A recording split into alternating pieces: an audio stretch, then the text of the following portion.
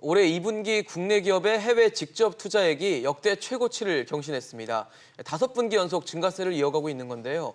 국내 투자는 부진한데 왜 해외 투자는 늘고 있는지 그 원인을 놓고 여러 가지 해석이 나오는 상황입니다. 법인세를 비롯한 세금 부담과 각종 규제가 국내 기업의 투자를 해외로 이끌었다는 성토의 목소리가 있는 반면에 기업 투자 결정을 모두 정책 탓으로 돌리는 것은 무리가 있다는 지적도 나오고 있습니다. 여러분은 국내 기업의 해외 직접 투자가 늘어나는 배경 어떻게 생각하십니까? 아침 토론으로 여러분의 다양한 의견 많이 보내주시기 바랍니다.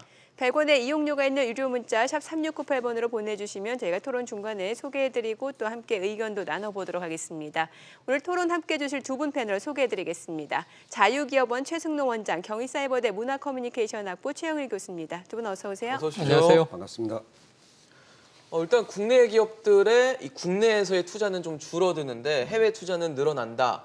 일단 뭐 수치적으로 봤을 때는 맞는 것 같은데 어떻게 보십니까? 네, 수치적으로 명확합니다. 특히 이제 국내 투자가 부진한 것은 이제 지속적으로 이어져 왔던 이제 추세로 보여지고요. 예. 근데 저는 해외 투자 관련 통계를 보고 깜짝 놀랐습니다. 네. 그러니까 전년도 동기 대비로 지금 이 지난해 이 2분기 기준으로 97억 달러가 이제 해외 투자가 됐다면 네.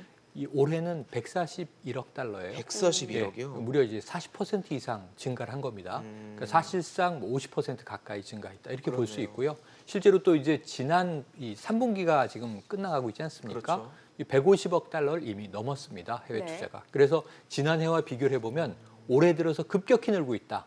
그렇다면 이게 차근차근 늘었다면은 해외 투자가 우리나라의 이제 어떤 그 경제적 체력을 보면 글로벌화되는 것은 자연스러운 추세이기도 한데 급격히 늘었다는 걸 보면 뭔가 지난해와 올해 변곡점이 있었다라고 추정할 수밖에 없죠. 그렇네요. 그거는 어쩔 수 없이 내수 부진에서 이유를 찾아야 되는 것 아닌가.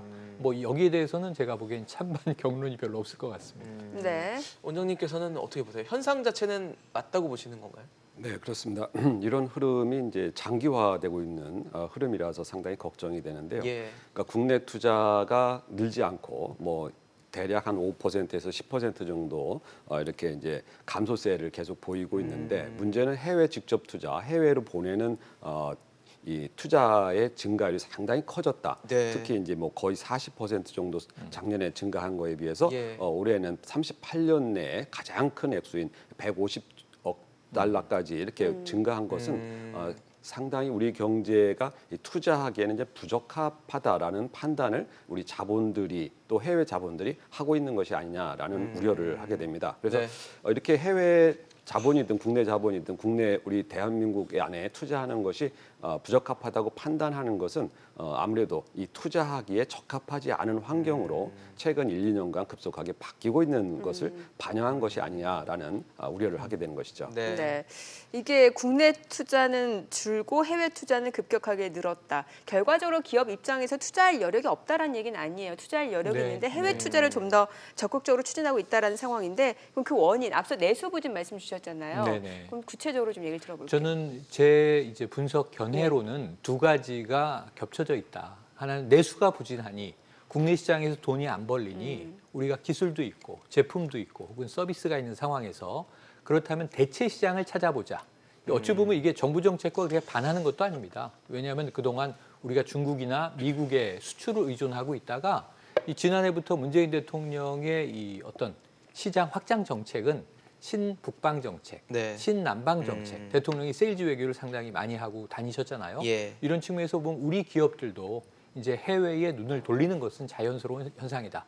그래서 이제 하나는 이 시장 확장 측면에서 우리가 주로 수출로 성장해온 나라로서 네. 해외 시장을 조금 더 다변화하고 다양하게 개척하는 것은 좋은 측면으로 봐요. 긍정적인 네. 측면이 있는데 아까 이제 원장님 말씀처럼 내수 부진 때문에 이제 국내에서는 돈을 벌 기회가 줄어들었거나 네. 사라지고 있다고 위기감을 느낀 기업들이 준비되지 않은 이제 해외 이전이나 혹은 뭐 간접 투자를 포함해서 직접 투자를 이루고 있는 것은 또 거기서 저는 시행착오 비용이 만만치 않게 나올 수 있거든요. 그러면서 또 너무 섣부른 해외 진출은 부정적인 측면도 있다. 그래서 내수에서 뿌리를 내리기보다 네. 아예 그냥 그 나무를 뽑아서 해외 시장에 옮겨 심으려고 하는 일종의 이식 정책이 준비가 돼서 간다면 그것은 이제 플러스 시너지가 그렇죠. 날 것이고요. 네. 또 그렇지 않고 국내에서 오히려 좀 버티면 될 부분인데 섣불리 해외로 옮겼다가 네. 실패 비용을 더 크게 들여야 된다면 이건 안타까운 대목이 될 것이고요. 그래서 저는 지금 아까 원장님께서 말씀하신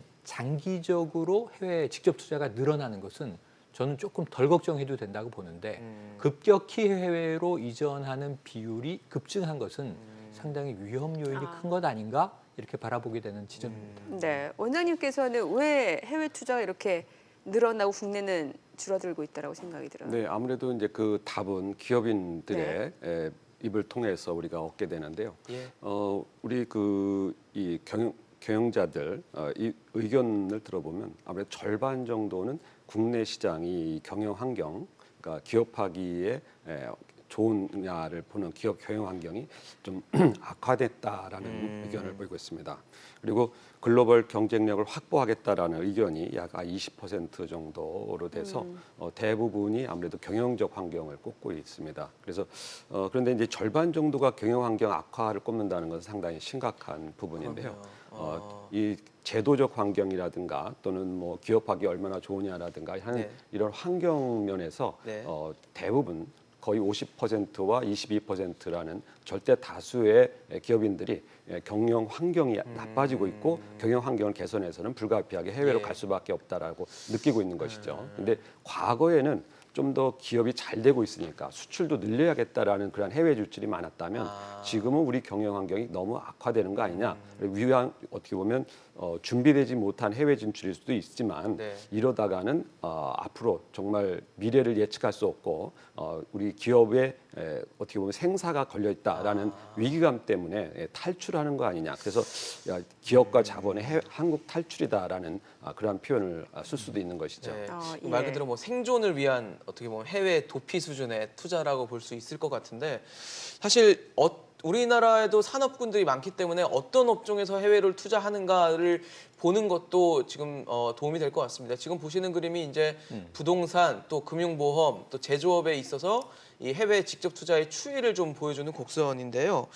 지금 보면은 아무래도 이 파란색 곡선인 제조업이 가장 최근에 좀 크게 많이 늘어나는 추세인 것 같고 네. 그다음에 부동산업도 조금 늘어났고요. 그다음에 금융보험업은 소폭 계속 쭉 꾸준히 증가하다가 최근 들어서 조금 꺾인 모습인데 이거는 어떻게 좀 봐야 해석을 어떻게 해야 될지 좀 궁금하거든요. 네. 제조업은 별로 봤을 때. 공장을 짓고 뭐 이런 거겠죠? 아무래도? 그렇죠. 제조업은 뭐 공장, 설비 무엇보다도 이제 이 제조업 노동자 인력에 대한 그렇죠. 문제입니다. 인건비가 좀 저렴한 예, 예. 곳으로 가겠죠. 제조업의 이제 구성은 우리가 대부분 뭐 편차는 있지만 네. 업종별로 뭐 경공업이냐, 중공업이냐, 또 플랜트 산업이냐에 따라 다를 수는 예. 있지만 결국 이제 구조적으로 짜여져 있는 것이기 때문에 저기서 무엇이 문제냐라고 한다면 설비나 장비 투자들은 이 해외 개도국에서 제공할 수 있는 인프라의 문제일 거예요. 네네. 과거에 우리도 기업 유치를 하기 위해서 기업을 육성하기 위해서 뭐 정부가 토지를 불화한다든가 또는 싸게 이제 장기 임대를 준다든가 네. 이런 경우들이 많이 있었고 지금 개도국들 중국의 외곽을 포함해서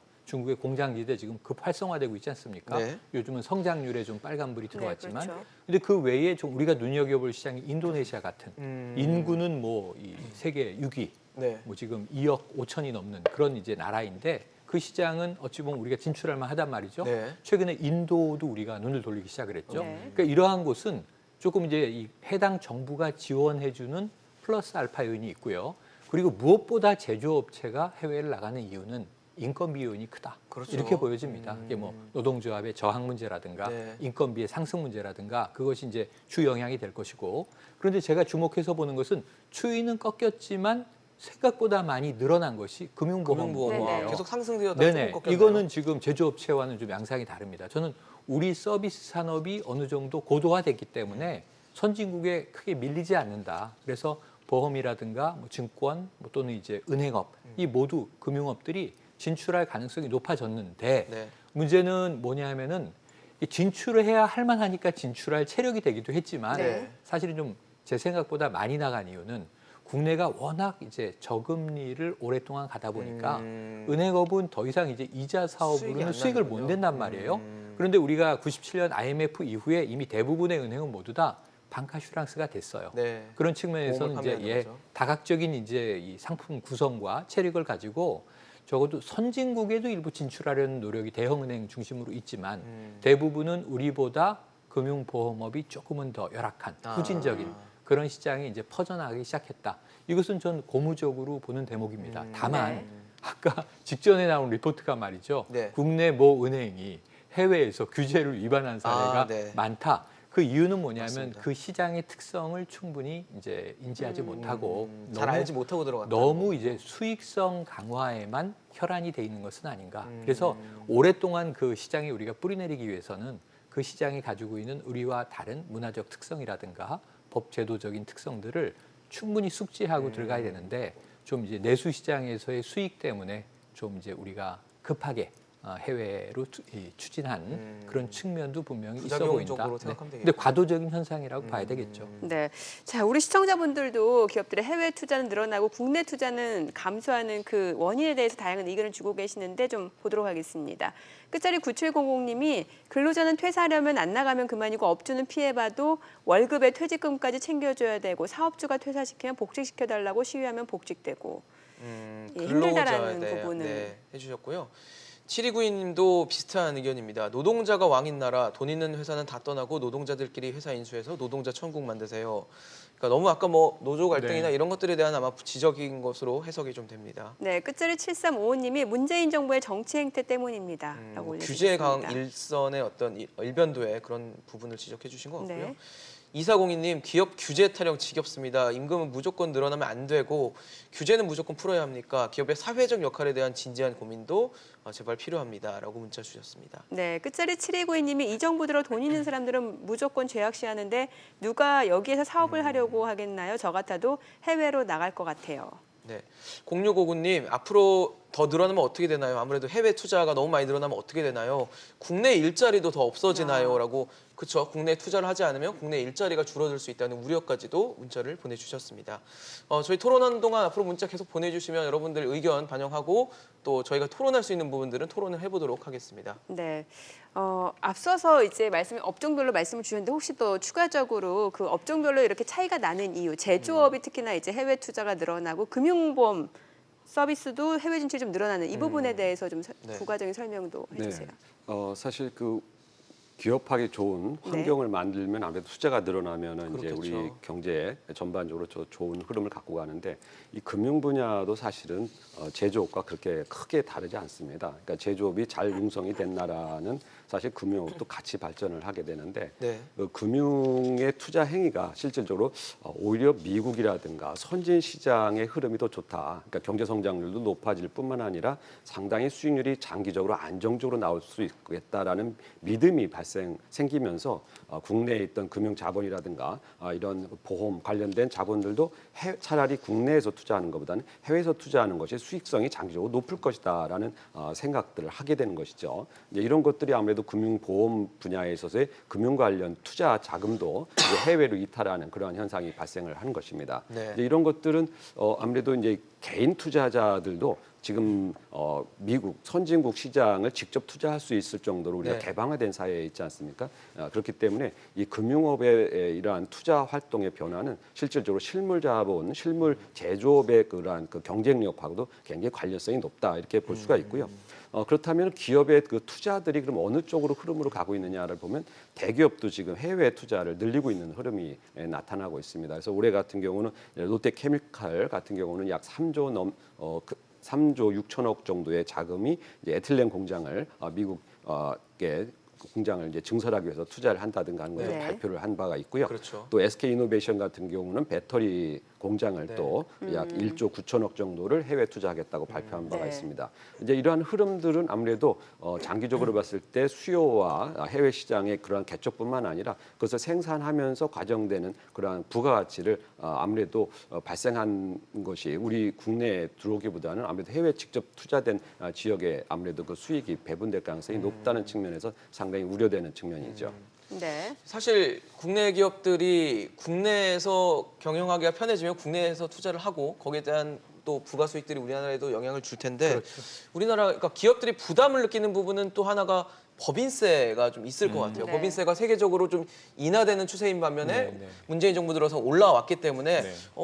벌었는데 다 세금으로 내면 누가 뭐가 남냐 이런 식으로 해서 이제 해외로 많이 나가는 것 같은데 그 법인세 부분에 대한 지적은 어떻게 좀 이게 보세요? 타이밍이 좀 잘 안 맞았죠. 왜냐하면 우리나라 법인세가 글로벌 전체를 놓고 보면 아주 비싸진 않아요. 네. 그런데 이제 OECD 기준으로 놓고 보면 지금 약간 중상으로 올라가고 있는 건 사실이에요. 왜냐하면 다른 나라들이 낮추고 내리고 있으니까. 있으니까 미국하고 비교해도 그렇습니다. 예. 일본도 그렇고. 그런데 이제 문제는 뭐냐면 MB 정부와 박근혜 정부 때 이 친기업적인 정책이 한 10년 가까이 오다 보니까 네.